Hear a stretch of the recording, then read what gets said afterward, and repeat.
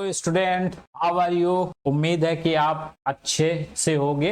आज हम इस वीडियो में एप्लीकेशन ऑफ गॉस थ्योरम के बारे में स्टडी करेंगे। ठीक है, some application of Gauss theorem.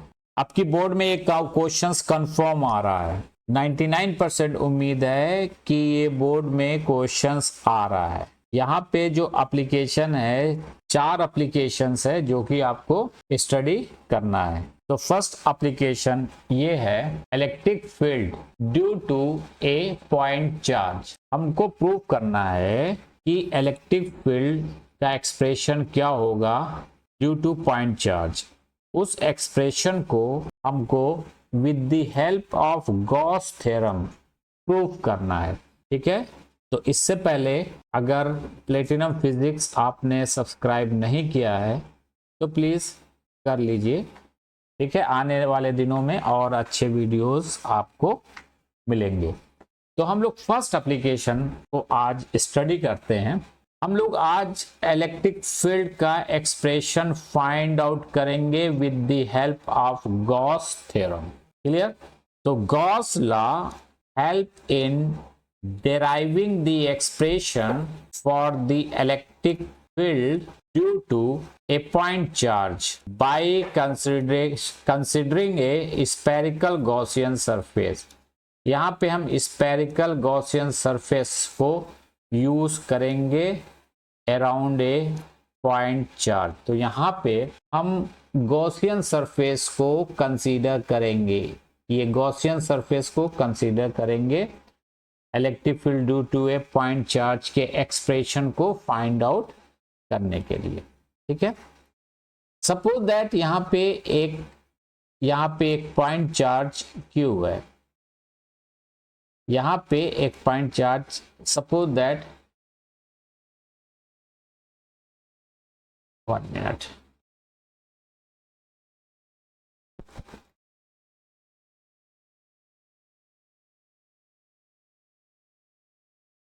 Suppose that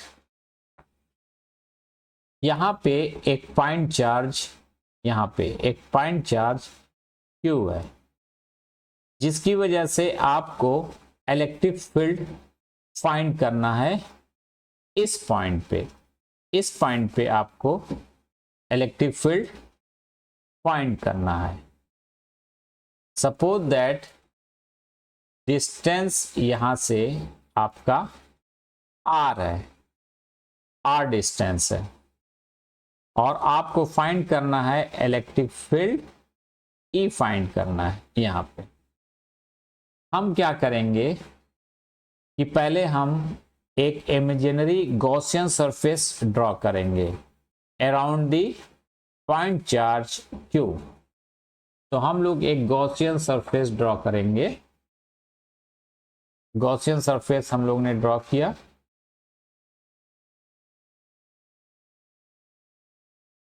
ये गॉसियन सरफेस हो गया।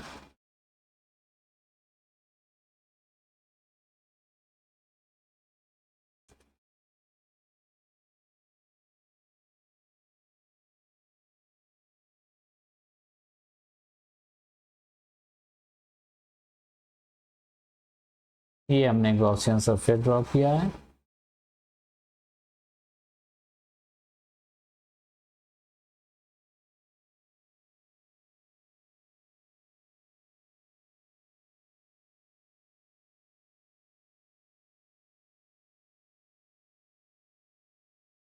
ये एक स्फेरिकल गॉसियन सरफेस ड्रॉ हो गया।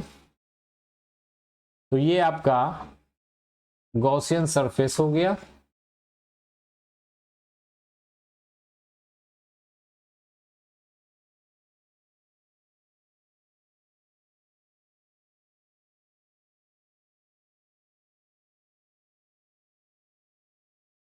ठीक है, ये आपका गॉसियन सरफेस हो गया।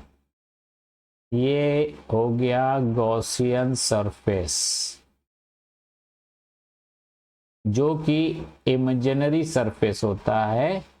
इसको हम लोग कंसीडर करते हैं फाइंड आउट करने के लिए। किसको फाइंड आउट करने के लिए? इलेक्ट्रिक फील्ड के एक्सप्रेशन को फाइंड आउट करने के लिए हम लोग इसको यूज करते हैं। अब हम लोग क्या करेंगे, एक सरफेस को कंसीडर करेंगे। ये सपोज दैट हम एक सरफेस को हम लोग ने कंसीडर किया, ये एक सरफेस कंसीडर किया और इस सरफेस की वैल्यू सपोज दैट dA है।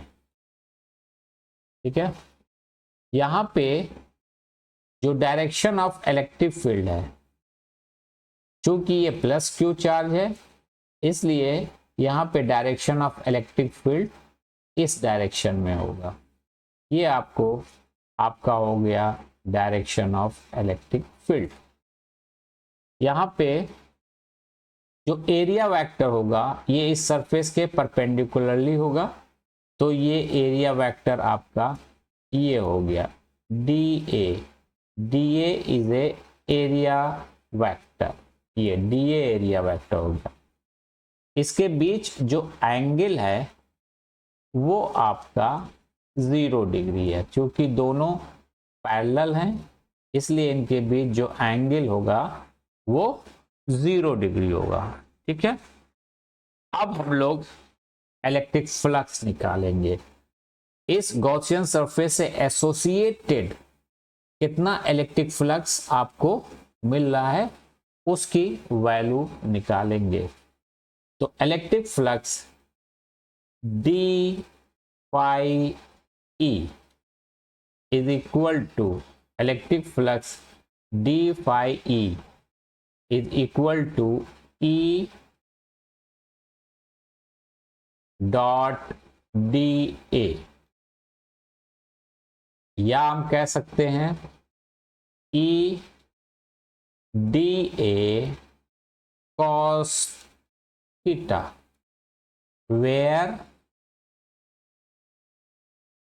theta is equal to 0 degree. तो cos 0 is equal to 1। तो यहां पे आप वैल्यू पुट करोगे तो ये हो जाएगा d phi e is equal to E dA।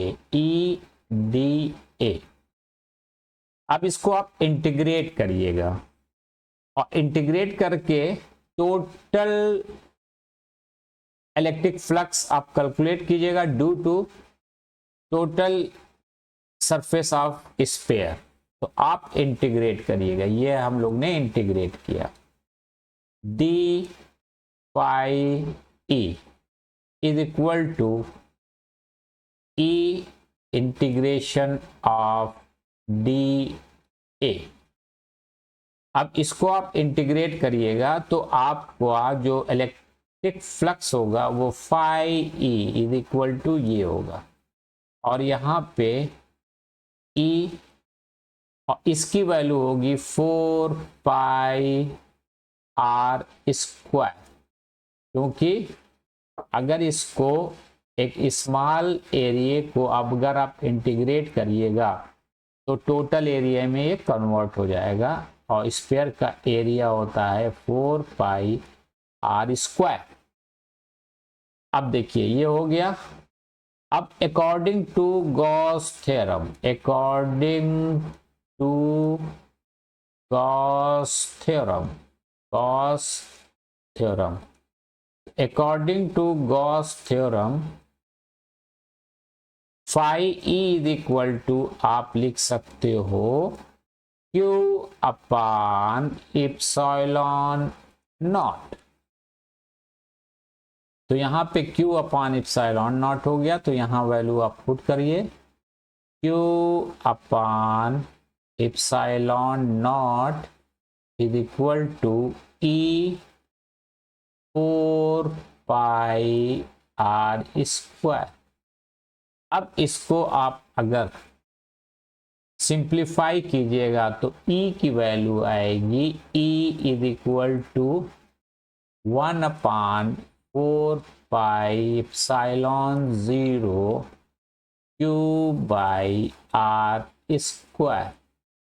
ये आपका इलेक्ट्रिक फील्ड का एक्सप्रेशन है ड्यू टू पॉइंट चार्ज, यानी कि इस पॉइंट चार्ज की वजह से यहाँ पे इलेक्ट्रिक फील्ड्स की जो वैल्यूज आएगी वो क्या होगी, वो होगी यहाँ की वैल्यू ये होगी E is equal to 1/4 pi epsilon 0 Q by R square, जो कि हमने यहाँ पे इलेक्ट्रिक फील्ड के एक्सप्रेशन को by the help of Gauss theorem यहाँ पे हमने प्रूफ किया। यहाँ पे क्लियर है कि E is directly proportional to Q and E is inversely proportional to R square। तो ये था first application of Gauss theorem. इस एप्लीकेशंस में हम लोग जाना है कि इलेक्ट्रिक फील्ड का एक्सप्रेशन को आप कैसे फाइंड आउट करोगे ड्यू टू पॉइंट चार्ज। अब हम लोग नेक्स्ट एप्लीकेशन के बारे में स्टडी करेंगे। नेक्स्ट एप्लीकेशन ये है कि एक इनफाइनाइट, हेलो बच्चों, अब इस वीडियो में हम लोग देखेंगे application, second applications Gauss theorem का। इसमें हम लोग प्रूव करेंगे electric field due to a line charge, line charge की वजह से इलेक्ट्रिक फील्ड क्या होगी, हम लोग उसके एक्सप्रेशन को बाय गॉस लॉ हम प्रूव करेंगे। ठीक है, due to an infinitely long straight uniformly charge line, uniformly charge line की वजह से इलेक्ट्रिक फील्ड क्या होगी वो हम गॉस थ्योरम की हेल्प से प्रूव करेंगे। और इसमें एक चीज और बता दें, सिलिंड्रिकल गॉसियन सरफेस को हम लोग यूज करेंगे। जैसे नेक्स्ट वीडियो में हम लोग यूज किया गया था स्फीयर, अब हम लोग सिलिंड्रिकल गॉसियन सरफेस को यूज करेंगे। ठीक है, और प्रूव करेंगे कि इस केस में इलेक्ट्रिक फील्ड इनवर्सली प्रोपोर्शनल होता है डिस्टेंस के। ठीक है, तो अब हम लोग देखते हैं कि कैसे प्रूव होता है।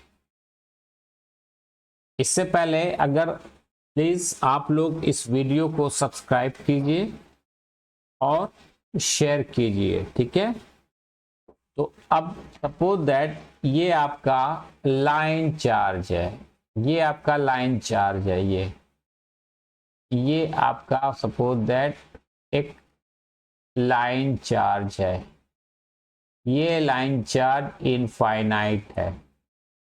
ठीक है, और ये पॉजिटिव है, ये पॉजिटिव चार्ज है, सपोज दैट इनफाइनाइट है और प्लस पॉजिटिव ये चार्ज है। इसकी वजह से आपको आर डिस्टेंस पे इलेक्ट्रिक फील्ड क्या होगी इसको आपको फाइंड करना है with the help of Gauss theorem. ये आप इनफाइनाइट लेंथ है, ये थोड़ा सा माइंड करिएगा।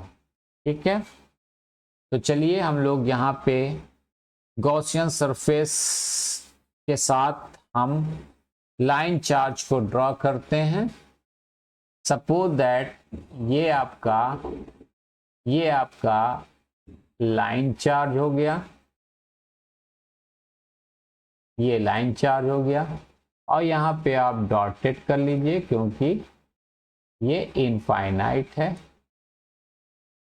ये आपका हो जाएगा प्लस, ये प्लस चार्ज है, आप प्लस चार्ज कर लो इसको, इनफाइनाइट प्लस लाइन चार्ज है ये।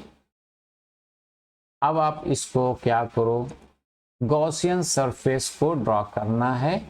सपोज दैट यहां से आपको आर डिस्टेंस पे इलेक्ट्रिक फील्ड फाइंड करना है। मान लीजिए यहाँ पे r डिस्टेंस है, इसके बीच आपको एक p पॉइंट्स है, इसी पे आपको इलेक्ट्रिक फील्ड फाइंड करना है।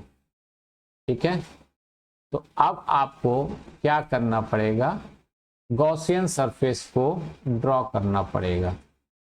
तो अब आप ये गॉसियन सरफेस अब आप यहाँ से ड्रॉ कीजिए। ये आपने गॉसियन सरफेस को ड्रॉ किया, तो गॉसियन सरफेस यहाँ आप सिलेंडर बनाओगे। ठीक है, यहाँ पे आपका गॉसियन सरफेस आपका सिलेंडर हो गया। ठीक है, ये सिलिंड्रिकल गॉसियन सरफेस आप ड्रॉ करोगे, ये आपका गॉसियन सरफेस सिलेंडर हो गया। सपोज दैट इस सिलेंडर की लेंथ आपने मान लीजिए L है और ये रेडियस R ही है, ये आपका रेडियस R है। और अब यहाँ पे आप सपोज करो कि यहाँ पे लैम्डा आपकी चार्ज डेंसिटी है, suppose that lambda charge density है, और लैम्डा चार्ज डेंसिटी मान लीजिए यहाँ से यहाँ तक क्यू चार्ज है, मान लीजिए यहाँ पे प्लस क्यू चार्ज है, एल लेंथ वाले चार्ज पे प्लस क्यू चार्ज है, तो लैम्डा जो चार्ज डेंसिटी होगी उसकी वैल्यू होगी Q बाई L। ठीक है, अब हम यहाँ पे देखो, यहाँ पे दो सरफेस होगा। ठीक है, एक सरफेस तो आपका प्लेन सरफेस होगा, एक सरफेस होगा प्लेन सरफेस, और एक सरफेस होगा कर्व्ड सरफेस, कर्व्ड सरफेस। ये आपका कर्व्ड सरफेस हो गया। सपोज दैट यहां पे आपने एक एरिया को कंसीडर किया,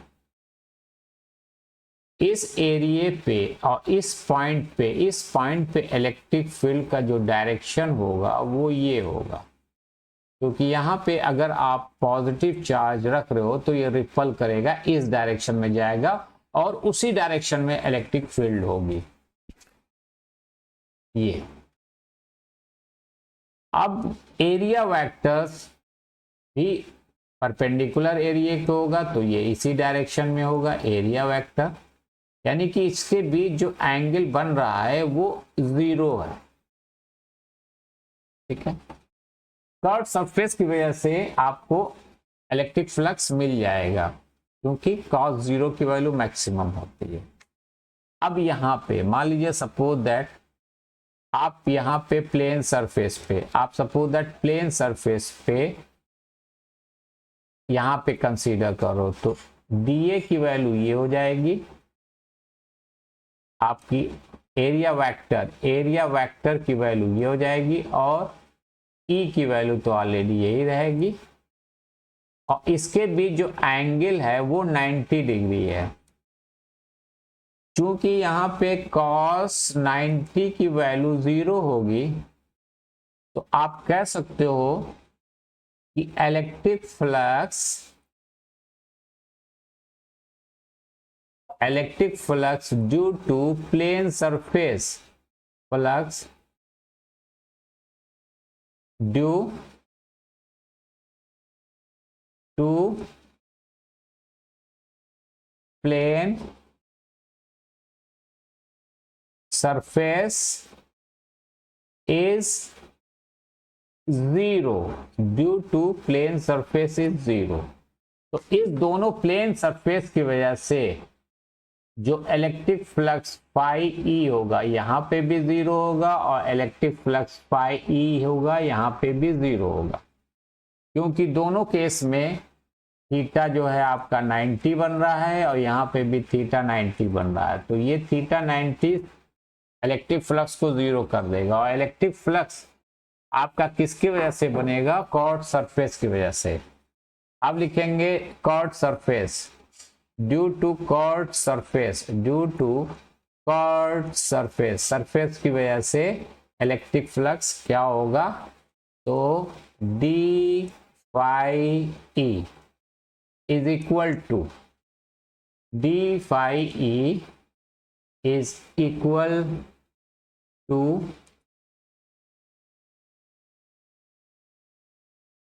ई डॉट डी ए। इंटीग्रेट करिएगा आप इसको, d phi e is equal to e integration to d a. अब यहां पे आप यहां पे इंटीग्रेट करोगे डी फाई ई, तो ये फाई ई में कन्वर्ट हो जाएगा। Phi e is equal to e, और इसको इंटीग्रेट करोगे तो ये हो जाएगा 2 pi r l. 2 pi r l क्या होगा?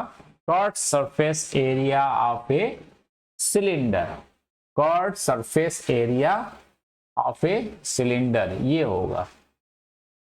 अब यहां पे जो फाई ई होगा उसकी value according to Gauss theorem ये क्या हो जाएगा? Q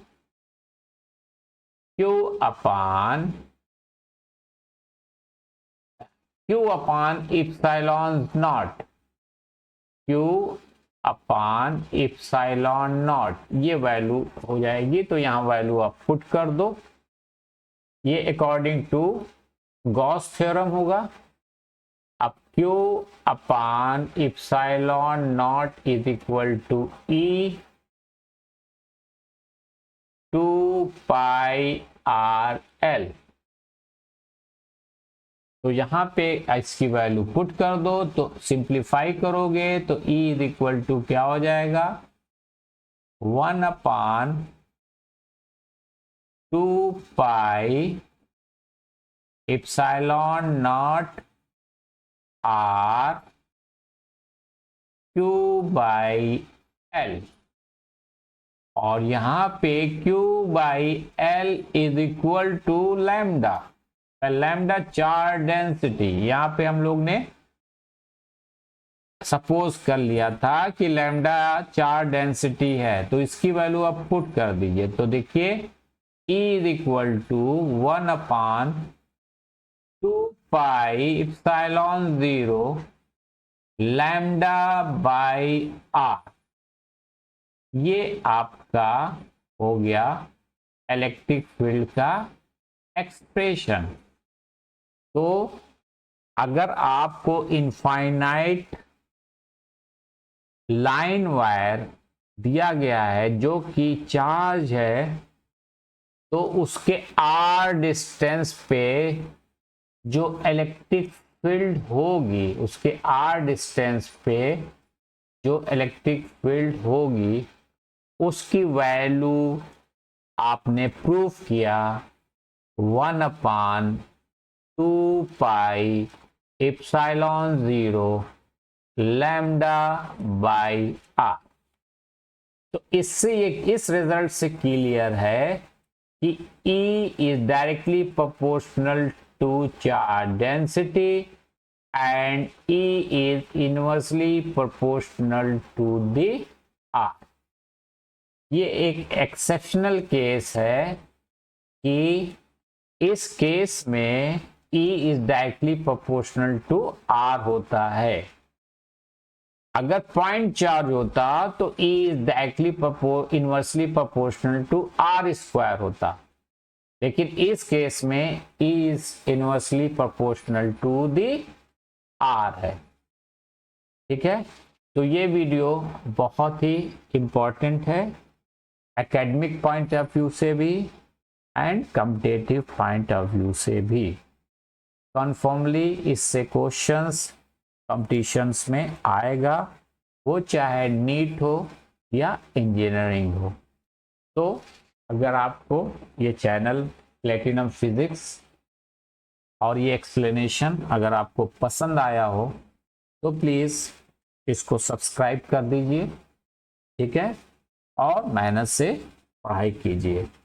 ओके, हम आपके साथ हैं। Okay, thank you, best of luck.